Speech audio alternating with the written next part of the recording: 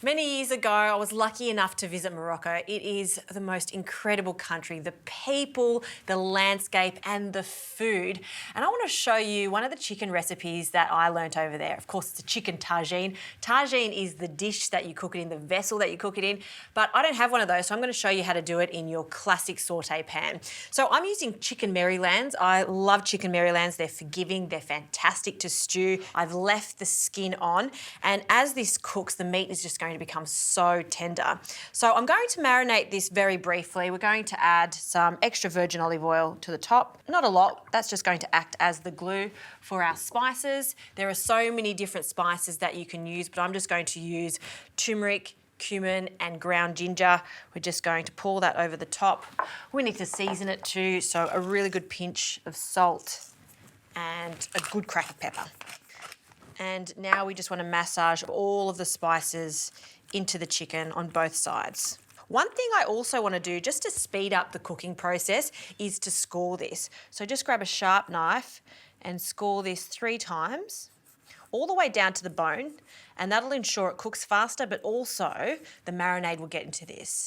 Now, ideally, you want to marinate this for a couple of hours. You could do it the night before. Not essential though. Just make sure you give it a good rub so all of that marinade gets into the nooks and crannies. I'll just clean my hands.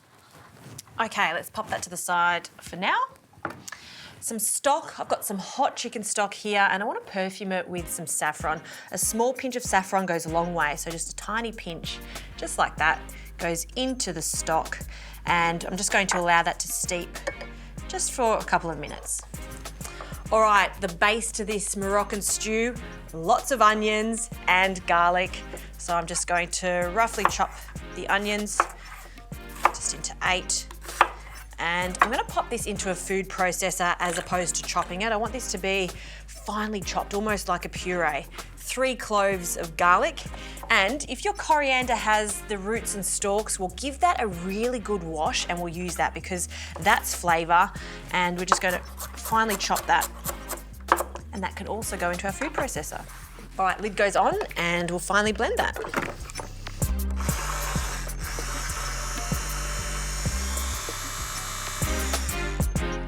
Okay, quite happy with that. See how fine that is? Just right. We'll take that blade out. And before we cook our onions, let's get the chicken sealed off. So a large pan, some more olive oil. And we'll just give that a swirl. And because there are spices on the chicken, you don't want to over-sear this. You want to just make sure we get some colour, but not burnt. There's delicate spices here. So skin side down, and they can go in. And you want this large enough to fit the 3 Marylands. Fantastic. All right, I'll give that a minute or 2 on each side, remove them, and then we can add our onion mixture. In the meantime, I'm going to chop up 2 tomatoes. What I like to do with the tomatoes is remove the seeds. I just want a concentrated tomato flavour, so the seeds are a little watery, so I'll just quarter them, take the seeds out, most of the seeds, and then we're just going to roughly chop the tomatoes. You want to use fresh tomatoes for a recipe like this. We don't want it to be a tomato-based sauce. It's about the spices and the chicken, and this is just going to loosen up the sauce a little bit, give it a bit of sweetness. So fresh tomatoes for this, not canned.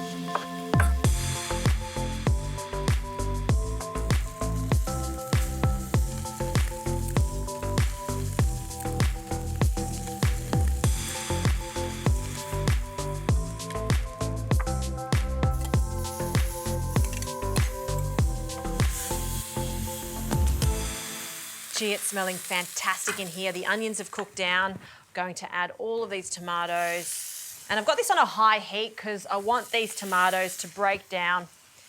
Give that a stir. Traditionally, a tagine doesn't have too much sauce in it, so I'm not going to add lots of stock to this. I've got a cup, but I might add 3/4 and check it halfway through. The chicken and the tomatoes are also going to give off some water.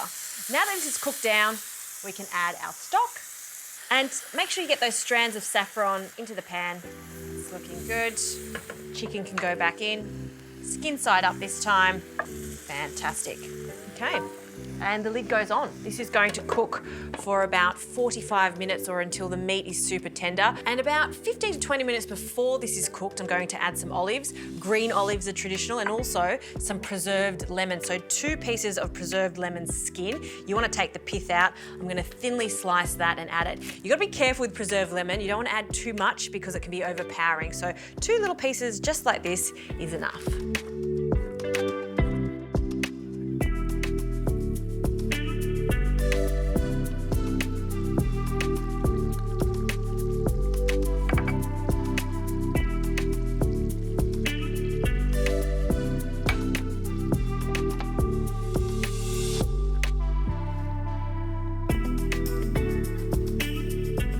All right, the chicken is cooked. Let's have a look at it. We've got all those gorgeous little olives in there. Now to plate this up, I love to serve this with couscous, very traditional again. And I've got some toasted flaked almonds. We'll pop them in. You could also add dried fruit to this, some dried apricots, dates would work nicely too. We'll pop that onto our plate, just on the side there. And then we'll grab one of these chicken Marylands right next to it. All of this lovely aromatic sauce with the olives. And I've just been picking some fresh herbs, coriander and some parsley, and we'll just pop that on the side. Well, that is a beautiful dish. I love the spices in this. It's not spicy, but it's spiced, so it's aromatic. Let's have a look how this chicken is cooked. Oh, see how it just falls off the bone? And that's what we're after. That's why I love using chicken Marylands. Inexpensive and full of flavour. Moroccan food, we should be eating more of it. You can see how simple it is to put together.